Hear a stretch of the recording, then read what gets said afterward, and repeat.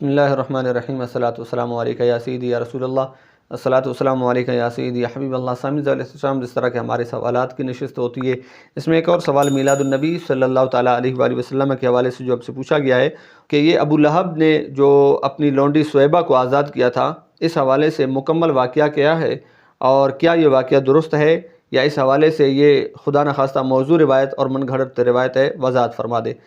سامعین علیہ السلام، دیکھیے یہ ایک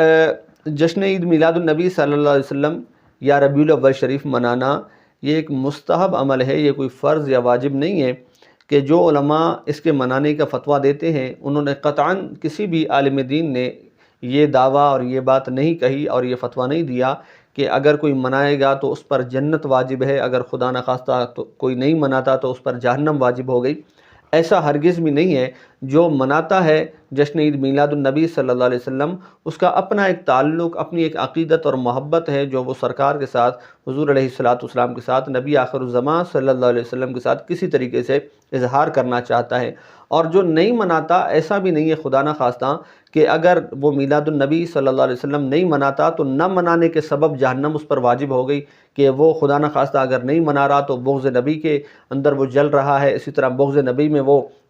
دن بدن جو ہے وہ اس کی نفرت معاذ اللہ نبی علیہ السلام کے ساتھ بڑھتی جا رہی ہے۔ ہم قطعاً یہ بات نہیں کرتے۔ ہاں، علماء کا یہ فتویٰ ہے کہ جو حضرات میلاد مناتے ہیں وہ حضور علیہ السلام کے ساتھ اپنی محبت، اپنی عقیدت اور اپنی مودت کا اظہار اس انداز میں کرتے ہیں۔ جو نہیں مناتے ان کا ایک الگ مسئلہ ہے۔ اب جہاں تک بات ہے ابو لہب کی، تو ابو لہب وہ ہے کہ جس کے بارے میں قرآن پاک کے اندر پوری ایک سورت نازل ہوئی ہے جسے سورہ لہب کہا جاتا ہے کہ تبت یدا ابی لہب وتب الی آخرہ۔ اور یہ جو حدیث پاک بیان کی جاتی ہے کہ حضور علیہ السلام جب آپ کی ولادت ہوئی تو حضرت سویبہ رضی اللہ تعالیٰ عنہ، جو حضور علیہ السلام کو جنہوں نے بعد میں دودھ بھی پلایا، آپ کی رضائی ماں بھی بنتی ہیں، تو حضور علیہ السلام کی ولادت کی خوشی لے کر ابو لہب کے پاس پہنچی، جو کہ حضور علیہ السلام کے رشتے میں چچا لگتے ہیں۔ تو حضرت سویبہ رضی اللہ تعالیٰ عنہ نے جا کر ابو لہب سے کہا کہ مبارک ہو کہ تمہارے بھائی عبداللہ کے ہاں ان کے گھر میں بیٹا ہوا ہے۔ تو ابو لہب نے خوشی میں آ کر ان 2 انگلیوں کے ذریعے سے حضرت سویبہ رضی اللہ تعالیٰ عنہ کو آزاد کر دیا۔ یہ حدیث پاک ہے۔ اور پھر بعد میں حدیث پاک کچھ یوں ہے کہ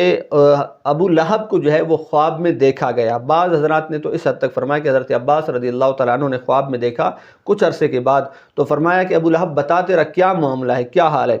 تو اس نے کہا کہ تم سے بچھڑنے کے بعد، آپ سے جدا ہونے کے بعد میں نے کچھ راحت تو نہیں پائی ہے، عذاب ہی عذاب ہے، تکلیفیں ہی تکلیفیں ہیں، سختیاں ہی سختیاں ہیں۔ ہاں، صرف پیر کی رات کو مجھے یہ اعزاز حاصل ہوتا ہے کہ میرے عذاب میں بھی تخفیف کی جاتی ہے، بلکہ میری ان 2 انگلیوں سے پانی کے چشمے جاری ہوتے ہیں جنہیں امسو کے الفاظ ہیں حدیث پاک میں ان سے پانی کو چوستا ہوں اور اس پانی کے پینے سے میں راحت پاتا ہوں۔ اب بات یہ ہے کہ یہاں پر پھر محدثین کرام نے، شارحین نے، علماء نے، بزرگان دین نے یہ نتیجہ اخذ کیا کہ حضور علیہ السلام کی ولادت پر جو دشمن محمد صلی اللہ علیہ وسلم ہے، دشمن خدا ہے، دشمن تعلیمات قرآن ہے، دشمن تعلیمات مصطفیٰ کریم صلی اللہ علیہ وسلم ہے، جب اسے اللہ پاک اس راحت کے اندر مبتلا کر رہا ہے کہ عذاب میں تخفیف ہو رہی ہے اور اسے راحت حاصل ہو رہی ہے، وجہ اس کی فقط اتنی ہے کہ حضور علیہ السلام کی ولادت پر اس نے خوشی منائی۔ اب یہاں پر علامہ جزری رحمۃ اللہ تعالیٰ علیہ نے جو تحقیق فرمائی ہے وہ کمال تحقیق ہے۔ علامہ جزری رحمۃ اللہ تعالیٰ علیہ فرماتے ہیں کہ کمال ہے کہ ایک بندہ وہ کافر ہے، دشمن خدا ہے، دشمن مصطفیٰ ہے، جب وہ خوشی مناتا ہے، حالانکہ وہ نبی کی ولادت کی خوشی نہیں منا رہا، وہ بھتیجے کی ولادت کی خوشی منا رہا ہے کہ اس کے بھائی کے ہاں بیٹا پیدا ہوا ہے، تو اسے تو نہیں پتہ کہ یہ نبیوں کا سردار پیدا ہوا ہے، نبیوں کے سردار کی ولادت ہوئی ہے، کائنات کا سردار پیدا ہوا ہے، نہیں، بلکہ وہ اپنے بھتیجے کی ولادت کی خوشی منا رہا۔ فرمایا وہاں پہ دشمن ہے اور یہاں پر حضور علیہ السلام کا امتی ہے، آپ کا کلمہ پڑھنے والا مومن ہے، مسلمان ہے۔ وہ اپنے بھتیجے کی خوشی منا رہا ہے اور یہ اپنے ولادت مصطفیٰ کی، اپنے نبی کی ولادت کی خوشی منا رہا ہے۔ فرمایا کہ وہ دشمن ہے اور یہ دوست ہے،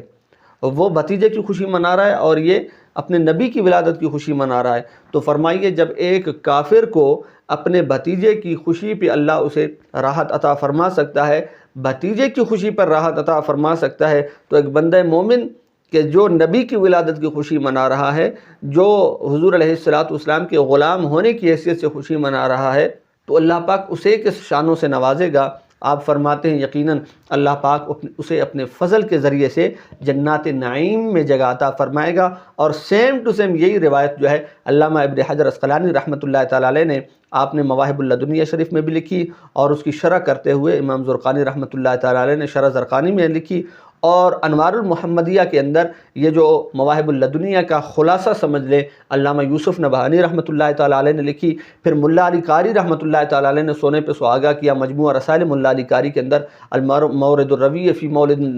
نبوی صلی اللہ علیہ وسلم، آپ نے ایک مکمل رسالہ، یوں تو رسالہ نام ہے لیکن پوری ایک باقاعدہ کتاب ہے، آپ نے اس میں اس واقعے کو بیان کیا۔ تو آپ ایمان سے بتائیے اے بندہ مومن جو انتہائی محبت کی گہرائی میں آ کر کسی کے کہے بنا، کسی کے یوں سمجھیں کہ تبلیغ کیے بنا، کسی کے ابھرائے بنا اور کسی کے ورغلائے بنا وہ خود اپنے پیارے نبی علیہ الصلوۃ والسلام کے ساتھ عقیدتوں کا اظہار کرتا ہے، محبتوں کا اظہار کرتا ہے اور مودتوں کا اظہار کرتا ہے، تو یقیناً رب تعالیٰ اس سے کتنا راضی ہوگا اور اس پہ کتنا خوش ہوگا اس کا اندازہ کوئی نہیں لگا سکتا۔ اللہ پاک ہمیں دین کی سمجھ و فہم عطا فرمائے، آمین بجاہ سید المرسلین۔